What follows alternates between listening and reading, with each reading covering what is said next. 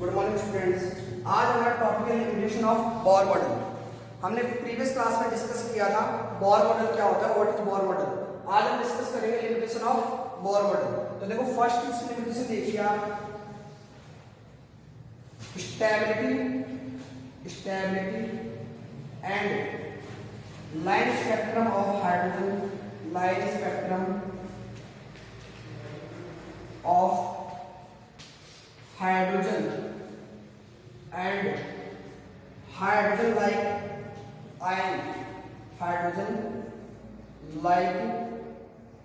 ion, कौन कौन से होते हैं, Hg plus, Li2 plus etcetera. इसको क्यों नहीं क्या करता था, एक्सप्लेन करता था। अब हम पढ़ रहे हैं इसकी लिमिटेशन। देखो यहाँ पे जो आपका लिमिटेशन ऑफ बोर मॉडल ने क्या एक्सप्लेन किया था कि उसकी स्टेबिलिटी और उसके जो लाइन स्पेक्ट्रम ऑफ हाइड्रोजन होते हैं और उसके हाइड्रोजन के समान इलेक्ट्रॉन रखने वाले, जैसे हीलियम क्या करें प्लस चार्ज है तो उसमें 1 इलेक्ट्रॉन होगा, लिथियम पे 2 प्लस कर देता हूं तो भी उसमें 1 इलेक्ट्रॉन होगा। तो ऐसे इलेक्ट्रॉन के लिए स्टेबिलिटी और हाइड्रोजन के स्पेक्ट्रम की क्या की थी, इनको एक्सप्लेन किया था। लेकिन ये क्या नहीं कर पाया,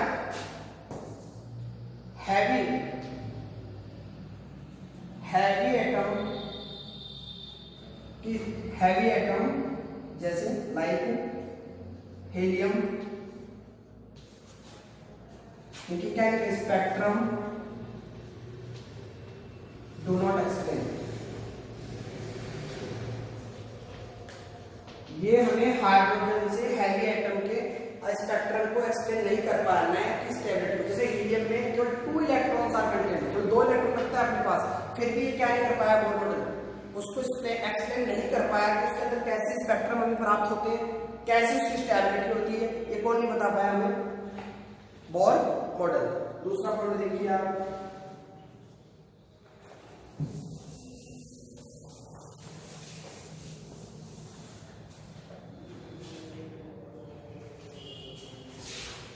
दूसरा मॉडल था doublet line of hydrogen spectrum.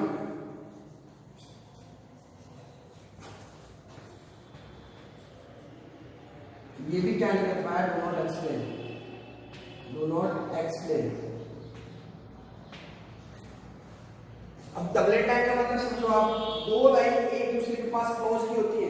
मैं कहता हूं two lines close to each other, जब पास 2 लाइन आ जाती है, उस चीज के बारे में स्पेक्ट्रम को ये समझा नहीं पाया कौन, बोर मॉडल। थर्ड मॉडल देखिए आप, थर्ड मॉडल है splitting of spectral line. The splitting of spectral lines in presence of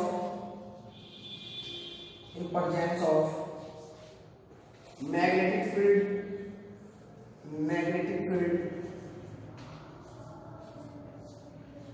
Zeeman effect, या फिर इसमें पढ़ते हैं, एंड इलेक्ट्रिक फील्ड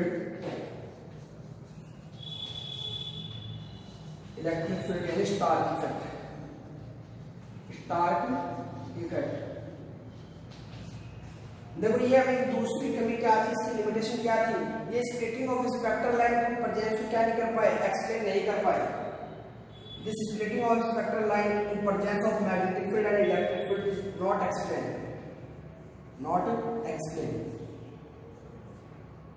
देखो स्प्लिटिंग क्या होती है, जैसे ये लाइन है, बहुत सारी लाइन में आपने क्या कर दिया, इसको डिवाइड कर दिया। इस चीज को समझा नहीं पाया क्योंकि बीच में गैप आता है या नहीं आता है, स्प्लिटिंग क्यों हो रही है, मतलब सिंगल से डबलेट क्यों बन रही है, डबलेट से ट्रिपलेट क्यों बन रही है, इस बात को भी ये समझा नहीं पाया। और फोर्थ क्या था इसका, एटम आर फॉर्म्ड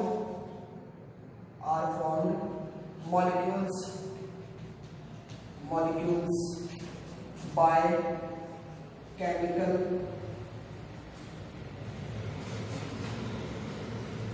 bonds। देखो आप सभी जानते हो एटम्स कंबाइन होकर क्या करते हैं, मॉलिक्यूल्स का फॉर्मेशन करते हैं। एटम मिलकर क्या करते हैं, मॉलिक्यूल्स का फॉर्मेशन करते हैं, रासायनिक बंध द्वारा या केमिकल बॉन्ड के द्वारा। इस चीज को भी क्या नहीं कर पाया, नॉट एक्सप्लेन, इसको भी ये समझा नहीं पाया, नॉट एक्सप्लेन। बस ये थी आपकी limitation of Bohr model.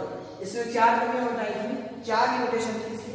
First of all limitation क्या थी इसकी, ये केवल हाइड्रोजन और हाइड्रोजन लाइक एटम के ही स्पेक्ट्रम और स्टेबिलिटी क्या कर पाता था, एक्सप्लेन कर पाता था, जबकि इसने हैवी मेटल को क्या नहीं कर पाया, ये सॉरी हैवी आयंस को या एटम को क्या नहीं कर पाया, एक्सप्लेन नहीं कर पाया उसके स्पेक्ट्रम को। सेकंड था doublet line of hydrogen spectrum को भी क्या नहीं कर पाया, एक्सप्लेन नहीं कर पाया। फिर थर्ड का splitting of spectrum line presence in electric field and magnetic field is not explain, इनको भी एक्सप्लेन नहीं कर पाया स्प्लिटिंग ऑफ स्पेक्ट्रल लाइंस को। और फिर क्या नहीं कर पाया लास्ट में, एटम किस प्रकार फॉर्म कर आपस में कंबाइन होकर मॉलिक्यूल्स बनाते हैं केमिकल बॉन्ड के द्वारा, इस बात को क्या नहीं कर पाया, एक्सप्लेन नहीं कर पाया। ये थे हमारे बोर मॉडल।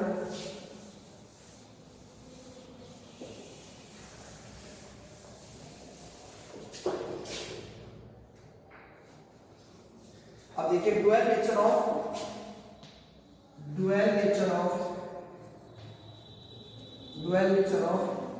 मैटर।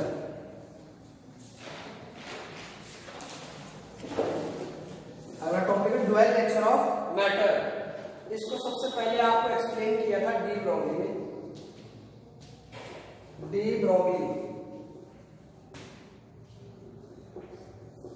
1924 में।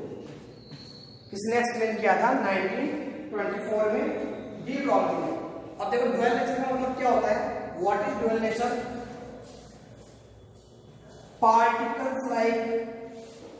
particles like properties और wave like properties।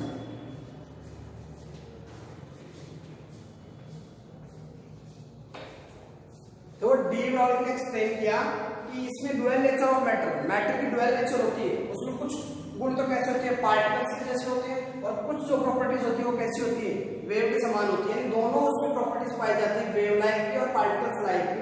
उसको उन्होंने कहा dual nature of matter.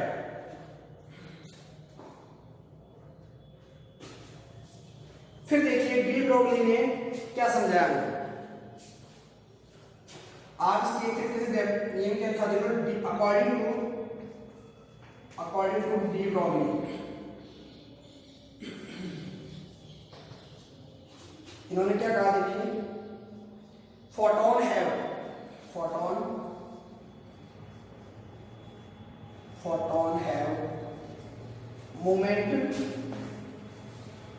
Momentum as well as wavelength। इन्होंने क्या कहा, फोटोन अपने पास क्या रखते हैं, मोमेंटम रखते हैं और क्या रखते हैं, वेवलेंथ रखते हैं। उसी प्रकार इलेक्ट्रॉन में क्या करेंगे, electron has also momentum and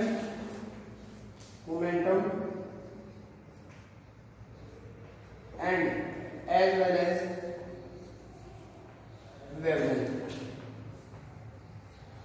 wavelength। as well as wavelength। अब देखिए हमने प्रीवियस क्लास में डिस्कस किया था कि जो लाइट जो हमारी होती है वो डुअल नेचर शो करती है। लाइट के अंदर क्या पाया जाता है, डुअल नेचर पाया जाता है। तो हम फोटोन कहाँ निकलते हैं, लाइट इंसिडेंट होने के बाद ही वहां रिलीज होते हैं फोटोन। तो फोटोन के पास जैसे मोमेंटम होता है, वेवलेंथ होती है, उसी प्रकार इलेक्ट्रॉन में कैसा बिहेवियर शो करता है, डुअल नेचर का बिहेवियर शो करता है। उसके पास क्या होती है, वेवलेंथ और मोमेंटम होता है। ये बात उसने बताई डी ब्रोगली ने। फिर इन्होंने क्या किया, इस मोमेंटम और वेवलेंथ में रिलेशन बताया डी ब्रोगली ने। क्या बताया, रिलेशन बताया। देखिए क्या रिलेशन बताया इन्होंने,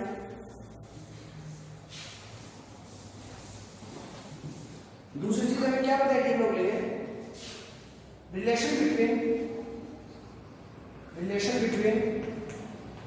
मोमेंटम एंड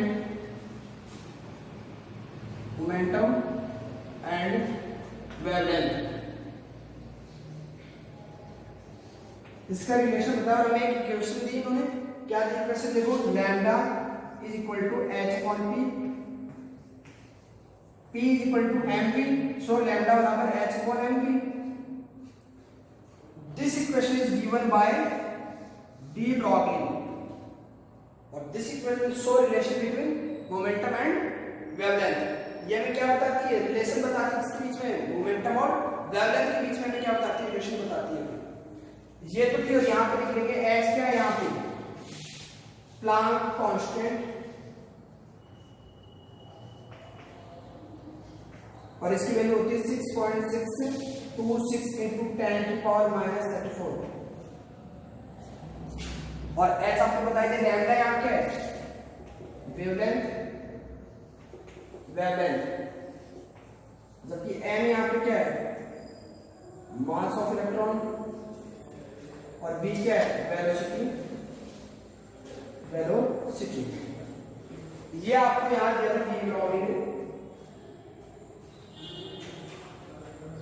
और यहाँ पे मास ऑफ इलेक्ट्रॉन की जगह मास ऑफ पार्टिकल्स कर देना, कोई भी पार्टिकल्स हो सकता है आपके पास, particles.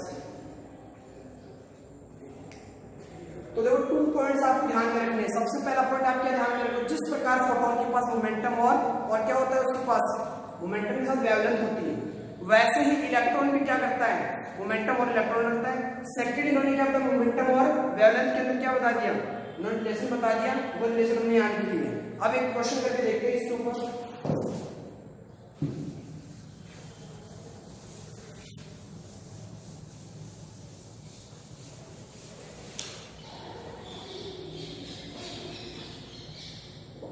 What will be the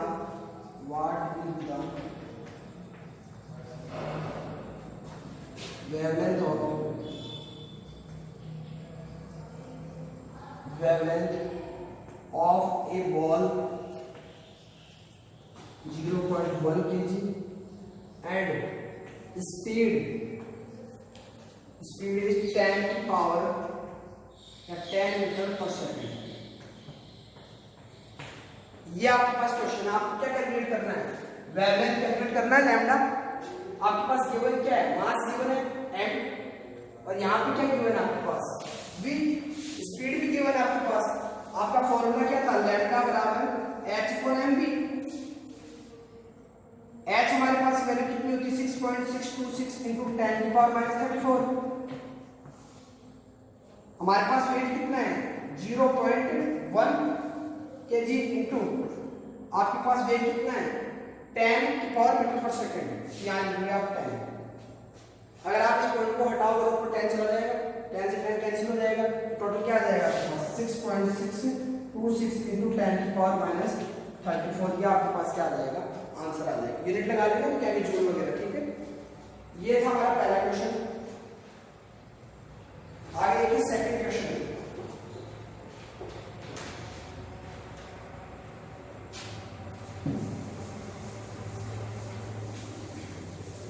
Second question is the mass of an electron. The mass of an electron is 9.1 into 10 की पावर -31। ये किसका मास है, इलेक्ट्रॉन का मास आपको गिवन है केजी में, और if it's kinetic energy is kilogram, और काइनेटिक एनर्जी कितनी है इसकी 3 इंटू 10 की पावर -25 मीटर पर सेकंड। ये आपके पास क्या गिवन है, काइनेटिक एनर्जी। तो आपको निकालना है कैलकुलेट द वेवलेंथ, देखो सेकंड एग्जांपल। अब यहाँ पे आपको क्या क्या गिवन है, मास गिवन है किसका, इलेक्ट्रॉन का। यहाँ पे जो पार्टिकल्स है उस बार क्या इलेक्ट्रॉन है, वहां पे पहले क्या थी, बॉल थी। अब यहाँ पे उसकी काइनेटिक एनर्जी कितनी गिवन है आपको, 3 इंटू 10 की पावर -25। अब देखिए आपका फॉर्मूला क्या था, लैम्डा बराबर h/mv। मुझे कैलकुलेट तो क्या करना है, लैम्डा कैलकुलेट करना है। h की वैल्यू मुझे गिवन है, m मुझे पता है कितना है, 9.1 इंटू 10 की पावर -31 मीटर सेकंड, ये 1 किलोग्राम। अब v हमारे पास नहीं है, v हम कैलकुलेट करेंगे किससे, काइनेटिक एनर्जी से। देखो तो काइनेटिक एनर्जी क्या होती है, काइनेटिक एनर्जी होती है ½ mv²। ये आप सभी जानते हैं, ठीक है। आपको कैलकुलेट क्या करना है, v कैलकुलेट करना है यहां से। तो काइनेटिक एनर्जी का आपको वैल्यू कितनी दे रखी है आपके पास, 3 इंटू 10 की पावर -25। अब ये इधर चले जाएंगे बाकी सभी, m भी क्या करेगा, इधर चला जाएगा तो नीचे आ जाएगा। m कितना है हमारे पास 9.1 इंटू 10 की पावर -31। अब देखिए यहाँ पे 2 किधर चला जाएगा, ऊपर, नीचे तो इंटू 2, फिर यहाँ पे क्या बचा v स्क्वायर। अब v पे यहाँ लिखते हैं स्क्वायर करेंगे तो क्या आ जाएगा 1/2 आ जाएगा 1/2। इस प्रकार आप इसकी वैल्यू पुट करके क्या निकालना है, v जब आप इसको सॉल्व करोगे तो आएगा आपके पास 812, कितना आ जाएगा 812 क्या आ गया आपके पास, लैम्डा आ गया नैनोमीटर। फिर आप देखिए अब आपको लैम्डा कैलकुलेट करना है तो आप क्या करोगे 6.626 इंटू 10 की पावर माइनस 34 अपॉन एन कितना है आपके पास 9.1 इंटू 10 की पावर माइनस 31। अब आपके पास v की वैल्यू क्या आई है 812, तो आप यहाँ क्या कर दोगे 812। जब आप इसको सॉल्व करोगे तो आपके पास आएगा 896.7, क्या आ जाएगा आपके पास 899.67 नैनोमीटर। देखो एक चीज यहाँ पे ध्यान रखना, यहाँ नैनोमीटर नहीं आएगा क्योंकि यहाँ पे आप वेग कैलकुलेट कर रहे हो, स्पीड कैलकुलेट कर रहे हो। स्पीड हमेशा किसमें कैलकुलेट करते हो, मीटर पर सेकंड में करते हो, तो यहाँ पे क्या करोगे मीटर पर सेकंड। और इस प्रकार आप क्या कर सकते हो वेवलेंथ कैलकुलेट कर सकते हो। एक एग्जांपल और देता हूँ, last third,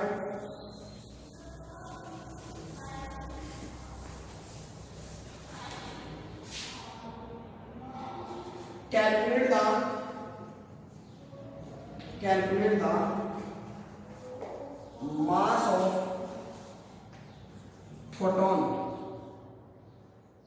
mass of photon, its wavelength is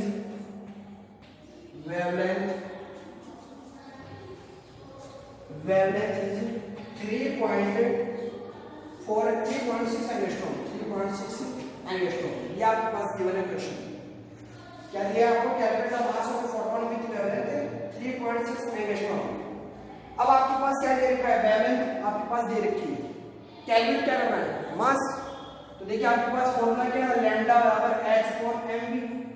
देखो मैंने आपको हर एक चीज पहले तो आपको लैम्डा कैलकुलेट डायरेक्ट कैलकुलेट करना बताया, फिर यहाँ पे v कैलकुलेट करना बताया, अब मैं यहाँ m कैलकुलेट करना बताता हूँ। ये तो कांस्टेंट है, इसकी वैल्यू तो फिक्स रहती है। अब देखिए आपको कैलकुलेट क्या करना है, m कैलकुलेट करोगे क्या आ जाएगा h लैम्डा भी, m इधर चला जाएगा, लैम्डा नीचे आ जाएगा। अब देखिए h की वैल्यू कितनी है 6.626 इंटू 10 की पावर माइनस 34 जूल पर सेकंड, ठीक है, अपॉन लैम्डा कितना गिवन आपके पास 3.6 एंगस्ट्रॉम में है, और आपको इसको मीटर में कन्वर्ट करना पड़ेगा क्योंकि आपके सभी कैसे में आते हैं, वैग भी आपका स्पीड वेलोसिटी किसमें आएगी मीटर पर सेकंड में। तो देखिए 3.6 एंगस्ट्रॉम आपको गिवन है, 1 एंगस्ट्रॉम इज इक्वल टू 10 की पावर माइनस 10 मीटर, और मुझे 3.6 करना है तो क्या करूंगा 3.6 इंटू 10 की पावर माइनस 10 मीटर, कन्वर्ट हो जाएगा मीटर में। मैं यहाँ पे लिख देता हूँ 3.6 इंटू 10 की पावर माइनस 10 मीटर। अब v क्या है आपके पास, अब v यहाँ आपको से भी हमें गिवन नहीं है, लेकिन आप जब जानते हो कि फोटोन क्या है, एक लाइट से निकलता है एनर्जी पैकेट से, तो वहां पे फोटोन की velocity of photon is equal to velocity of light. ये लाइट की वेलोसिटी की क्या होती है, इक्वल होती है फोटोन की वेलोसिटी। और आप हमेशा ध्यान में रखना वैक्यूम के अंदर क्या करती है, लाइट हमेशा वैक्यूम में क्या करती है, मूव करती है, और वैक्यूम में स्पीड फिक्स होती है कितनी 3 की पावर 3 इंटू 10 की पावर 8 मीटर पर सेकंड, ये फिक्स वैल्यू होती है स्पीड इसकी, लाइट की वेलोसिटी की, ध्यान में रखना आपको। अब आप इसको सॉल्व कर लीजिए, जब आप इसको सॉल्व करोगे तो आपके पास आ जाएगा 6.135 इंटू 10 की पावर माइनस 29। ये आपके पास आपने क्या निकाल लिया, मास में इसमें लगा दो केजी, ठीक है, क्या आ जाएगा केजी। इस प्रकार आप एम भी कैलकुलेट कर सकते हो, वी भी कैलकुलेट कर सकते हो, लैम्डा भी कैलकुलेट कर सकते हो। किसने बताया था हमें, डी ब्रॉगली ने। अब हम अगले नियम पे चलते हैं, uncertainty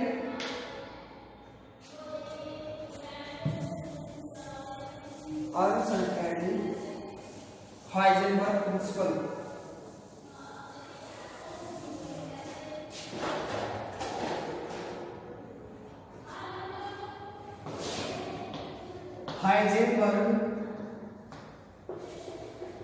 अनसर्टेनली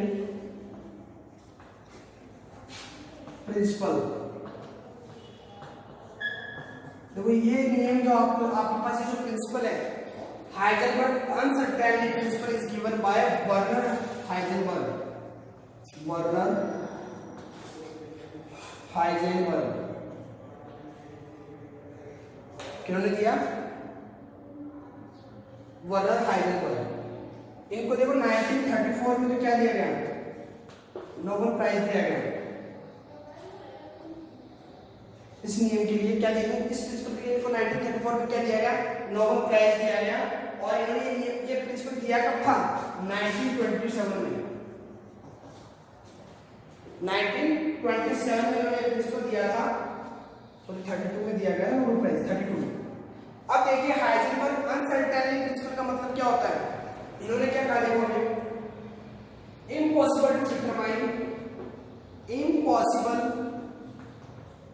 to determine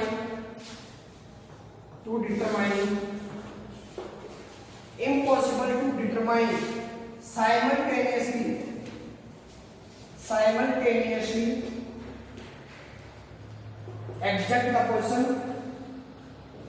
exact position and exact momentum, exact position और momentum।